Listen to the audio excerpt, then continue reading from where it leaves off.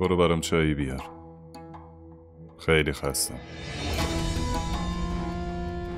چایی هم برات میارم، اما قبل از هر چیز جوابمو بده.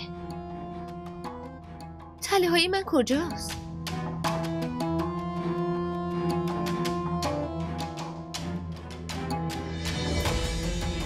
از تو خونه طلای به اون گرونی دزدیده شد. واسه همینم همه طلاها و پولا رو گذاشتمشون بانک. اگه یه چیز دیگه دزدیده شه من نمیتونم تحمل کنم. و اگه تحقیقات تموم شده پس واسم یه دونه چایی بردار بیار. راستی هنا، گاهی خودت به فکرت نمیرسه که شوهرت میاد براش چایی بیاری حالشو بپرسی؟ فقط جیغ جیغ بلدی؟ چون تو مجبورم میکنی جیغ جیغ کنم. اصلا قبل از اینکه تله ها رو بذاری توی بانک به فکرت نرسید که زنت توی این خونه زندگی میکنه، نه توی بانک؟ فردا اگه بخوام یه جواهری چیزی بندازم گردنم باید برم تا بانک؟ منت اونا رو بکشم که اونا هم بدون اجازه تو چیزی به من نمیدن؟ فکر کردی اگر طلا نداشته باشم میشینم تو خونه؟ هنا، پیش تو یه ست کوچیک زیورالات روزانه برای پوشیدنت هست، پس چرا اینقدر واکنش نشون میدی؟ ست کوچیک؟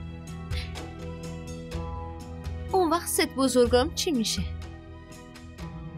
جواب منو بده. اگر میخواستی ست کوچیک بندازم پس چرا اونا رو خریدی ها؟ محض رضای خدا هنا، چه جور زنی هستی تو؟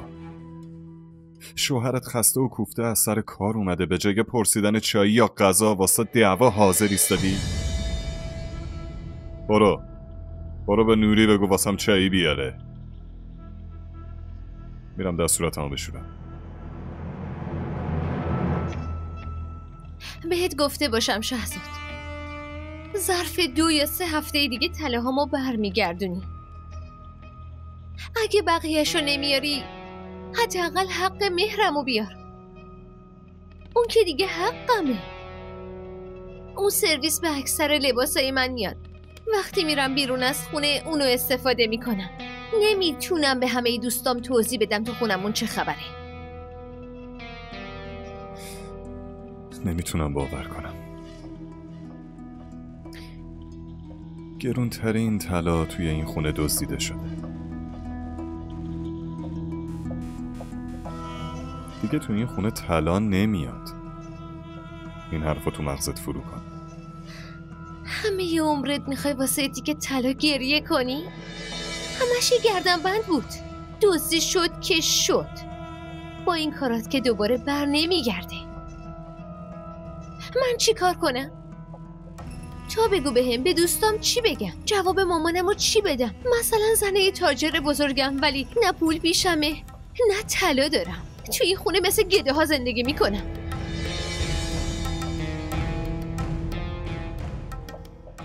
واقعا؟ پس اون 10,000 تا که هر هفته بهت میدم به نظرت نمیاد؟ اوه یه لحظه. 10,000 تا میدی، 100,000 تا نمیدی که اینجور شلوغش کردی. تو میدونی دوستای من کیا هستن؟ ماهانه 300,000 تا پول تو جیبیشونه، ولی شوهراشون سرشون منت نمیذارن. واقعا؟ از کجا پیدا کردی این دوستای پولدار و بزرگ تو که ماهانه 300,000 جیب خرجشونه و منم نمیشناسمشون؟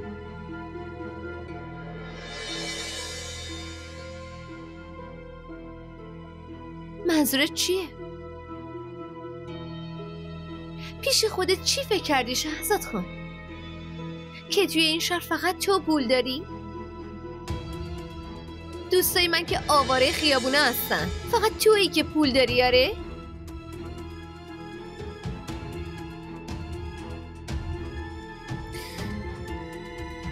هنا بیا در موردش حرف نزنیم. دهن منو وا نکنی خیلی بهتره. من ازت فقط یه چایی خواستم. و تو واسه طلا گریه زاری شروع کرد.